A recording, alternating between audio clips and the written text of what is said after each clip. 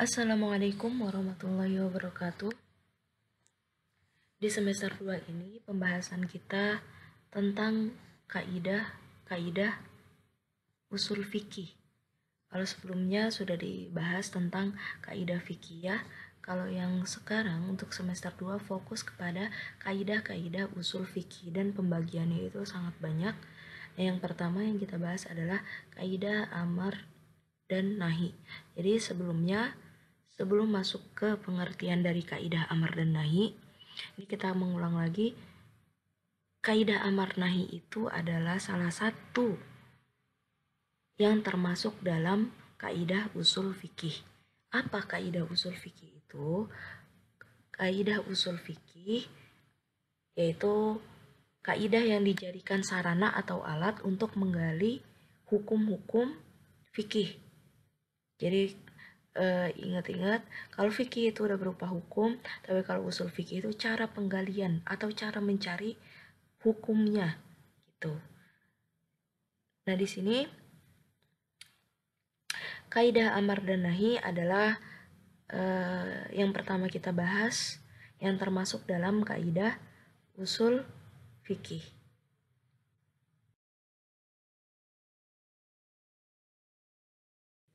Yang pertama yaitu pengertian dari amar. Amar menurut bahasa artinya adalah perintah. Mungkin yang gak asing, dalam bahasa Arab ada namanya fi'il amar, yang artinya fi'il amar itu adalah kalimat yang dalam bentuk perintah. Menurut istilah, amar adalah tolabul fi'li minal a'la ilal adna. Atau ada pengertian lain, lafdun yatlubu bihil a'la mimman huwa adna minhu fi'lan ghairu kafin, yang artinya tuntutan melakukan pekerjaan dari yang lebih tinggi kepada yang lebih rendah. Jadi maksud dari kalimat tersebut atau maksud dari pengertian tersebut adalah yang lebih tinggi kedudukannya dalam hal ini adalah Allah, dan yang lebih rendah kedudukannya adalah manusia, para hambanya. Jadi amar itu adalah perintah dari Allah yang harus dilakukan oleh hambanya untuk mengerjakan, yang tidak boleh ditolak. Dan ini hadisnya, dalilnya terdapat dalam Al-Quran, yaitu dalam surat An-Nahl ayat 90. Innallaha ya'muru bil adli, itu ada kata ya'muru yang artinya adalah perintah. Di situ sesungguhnya Allah menyuruh kamu. Nah, di situ udah berupa kalimat perintah.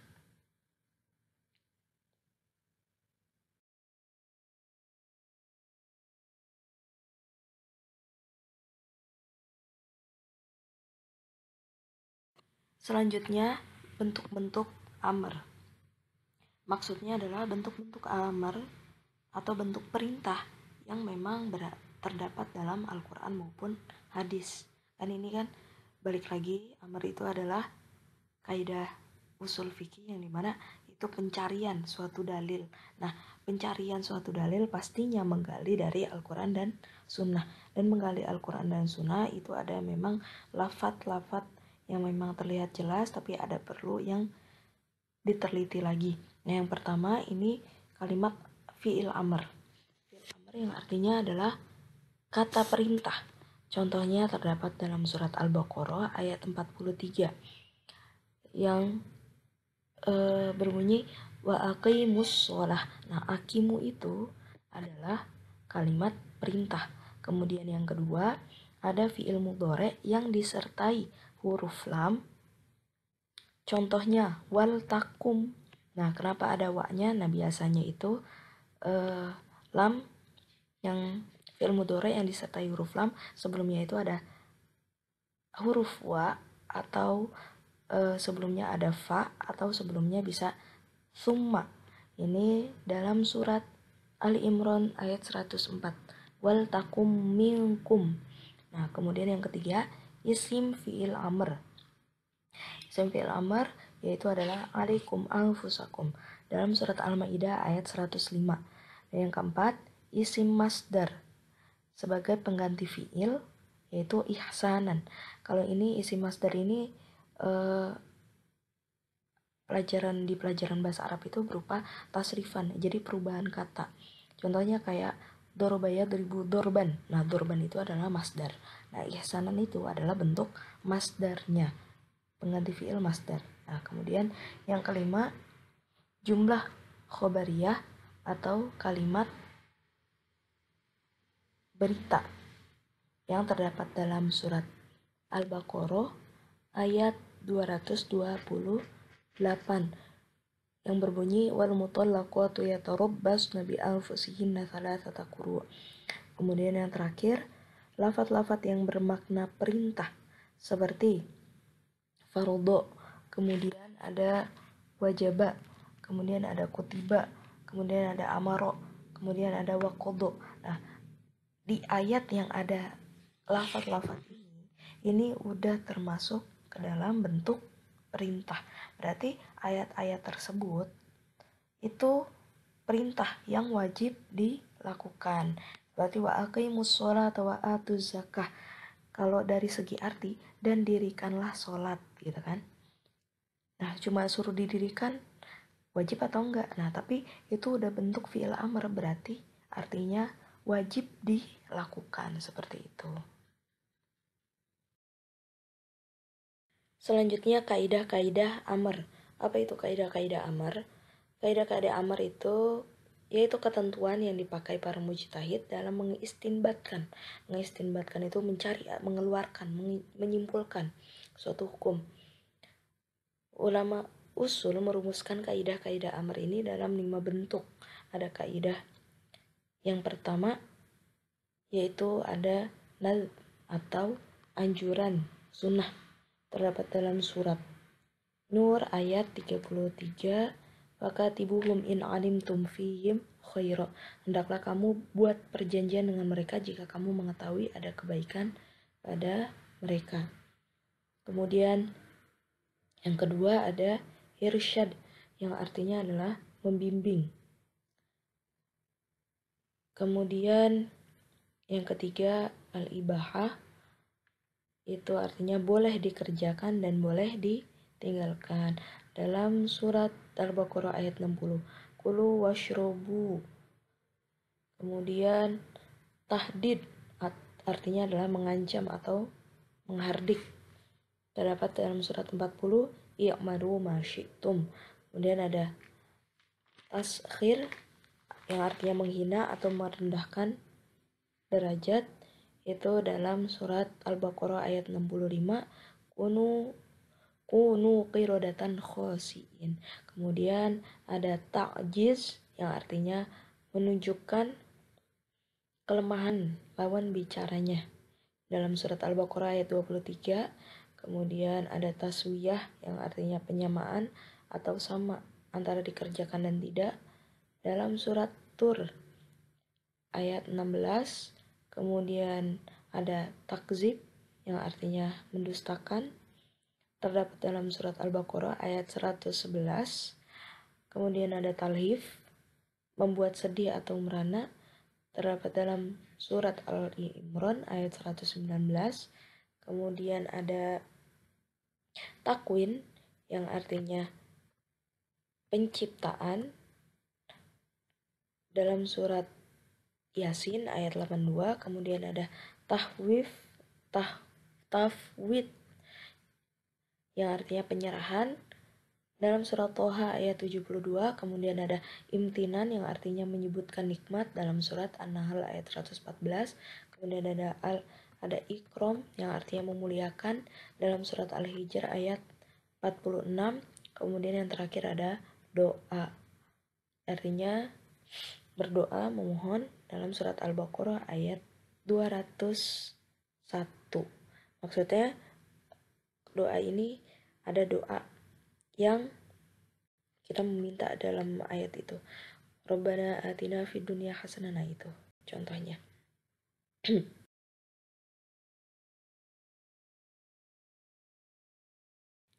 Melanjutkan yang sebelumnya, masih tentang kaidah amar.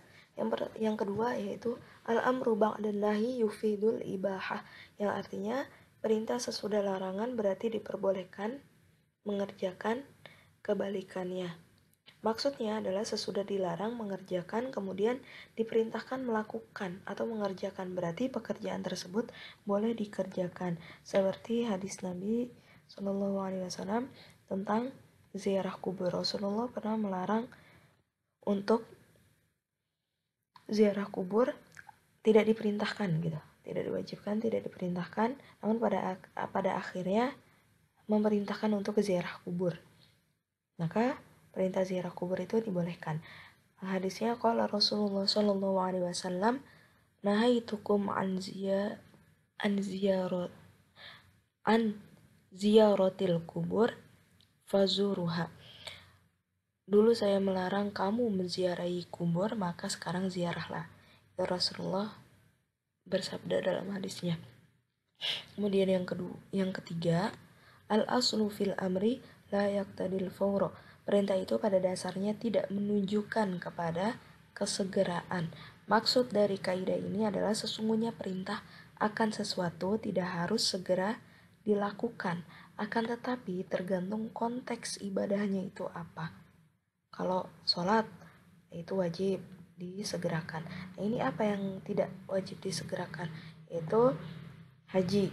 Haji tidak wajib disegerakan. Ketika kita belum punya biaya untuk berangkat, ya berarti yang harus disegerakan, nunggu sampai kita sanggup atau mampu dalam melaksanakannya. Kemudian selanjutnya yaitu yang keempat, al-aslu fil amri yaqtadi tikroro. Perintah itu pada dasarnya tidak menghendaki pengulangan atau berkali-kali dalam mengerjakan perintahnya. Maksud kaidah ini adalah bahwa suatu perintah itu apabila sudah dilakukan tidak perlu diulang kembali. Ini masih dicontohkan dalam haji. Haji itu diwajibkan sekali, tapi kalau misalnya berkali-kali ya nggak apa-apa, tapi tidak diwajibkan gitu. Kalau udah sekali ya nggak, ya udah gitu. Kemudian yang kelima, al-amru bisyai'i amru biwasa ilihi. Perintah terhadap suatu perbuatan, perintah juga terhadap perantaranya atau wasilah. Maksud kaidah ini adalah bahwa hukum perantara atau wasilah, suatu yang diperintahkan berarti juga sama hukumnya. Kaidah ini menjelaskan bahwa perbuatan yang diperintahkan itu tidak bisa terwujud tanpa disertai dengan sesuatu perbuatan lain yang dapat mewujudkan perbuatan yang diperintahkan itu. Misalnya kewajiban melaksanakan sholat. Sholat ini tidak dapat dikerjakan tanpa kita bersuci terlebih dahulu, tanpa kita berwudu. Karena itu perintah sholat berarti juga perintah bersuci gitu. Dalam kaitannya dengan masalah ini, ulama menetapkan kaidah kullu ma la yatimul wajibu illa bihi fahuwa wajib.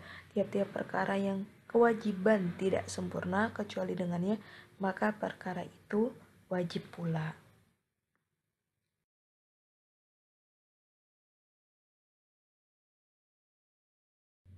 Selanjutnya yaitu pengertian nahi. Nahi ini berarti lawan kata dari amr. Kalau amr adalah perintah, nahi adalah larangan. Menurut bahasa, nahi adalah larangan. Menurut istilah, an-nahyi huwa thalabut tarki minal a'la ilal adna. Larangan adalah tuntutan meninggalkan sesuatu yang datangnya dari orang yang lebih tinggi tingkatannya kepada orang yang lebih rendah tingkatannya. Jadi maksudnya yang kedudukan lebih tinggi yaitu Allah, dan yang lebih rendah adalah hambanya yaitu manusia sendiri. Jadi nahi itu larangan dari Allah yang harus ditinggalkan oleh hambanya.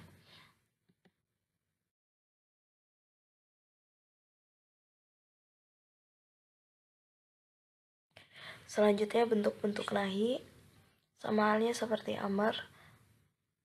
Amar juga ada bentuknya dan nahi juga pasti ada. Yang pertama fi'il mudhari yang didahului oleh lam nahi. Contohnya la tufsidu, la taqrabu, la tadribu, dan masih banyak lagi. Kemudian yang kedua adalah lafaz-lafaz yang memberi pengertian haram atau perintah meninggalkan sesuatu perbuatan. Contoh lafaznya adalah hurrimat. Itu terdapat dalam surat hurrimat alaikumul maitatu waddamu warahman, yaitu dalam surat An-Nisa ayat 23.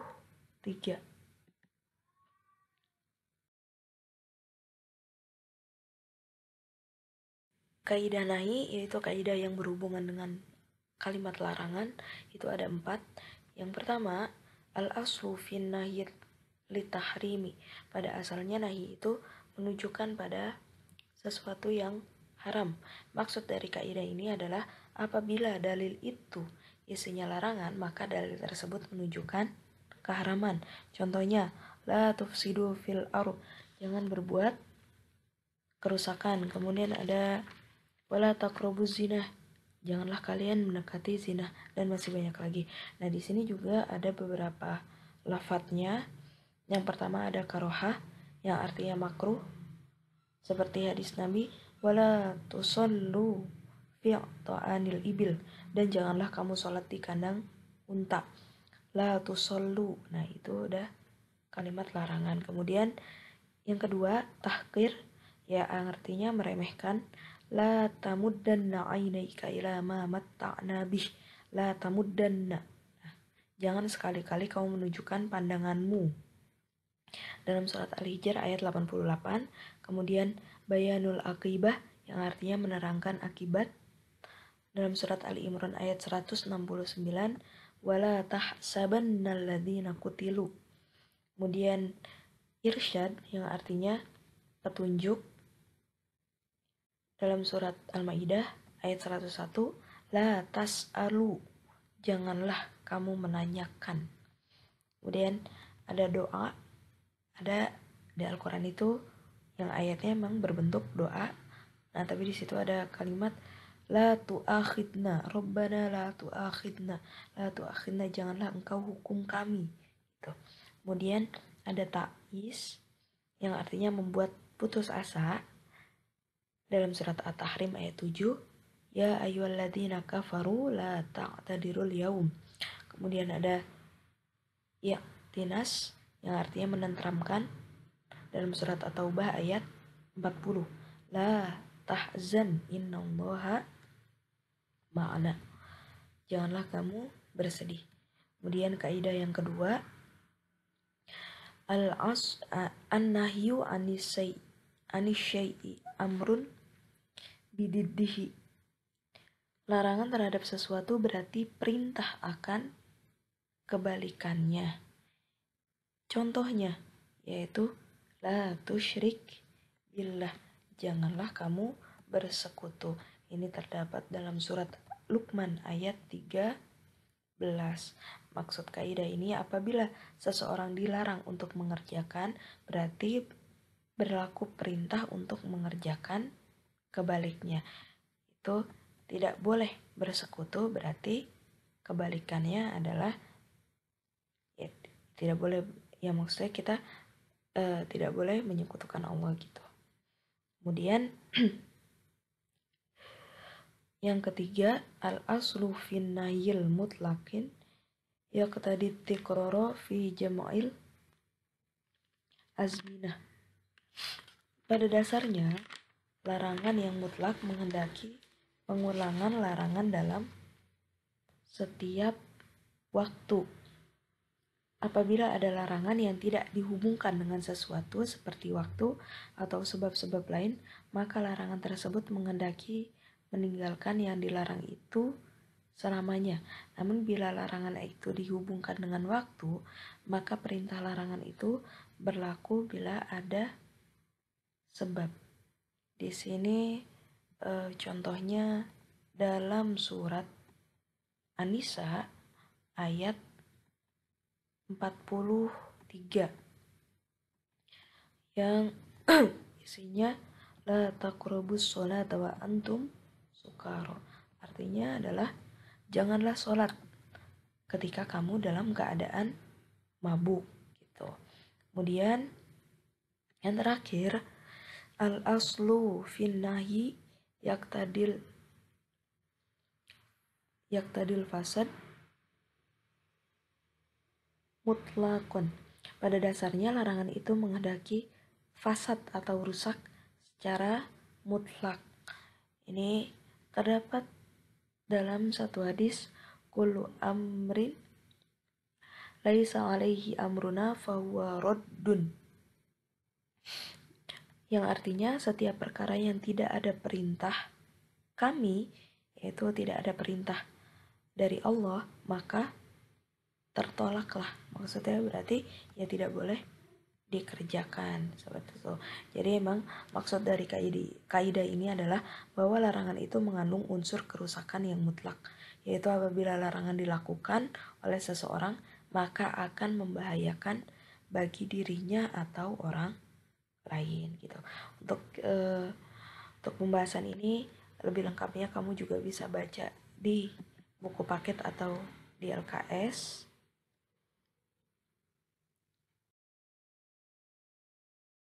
Dan terima kasih. Jika ada yang mau bertanya silahkan. Mohon maaf jika ada salah-salah kata. Wassalamualaikum warahmatullahi wabarakatuh.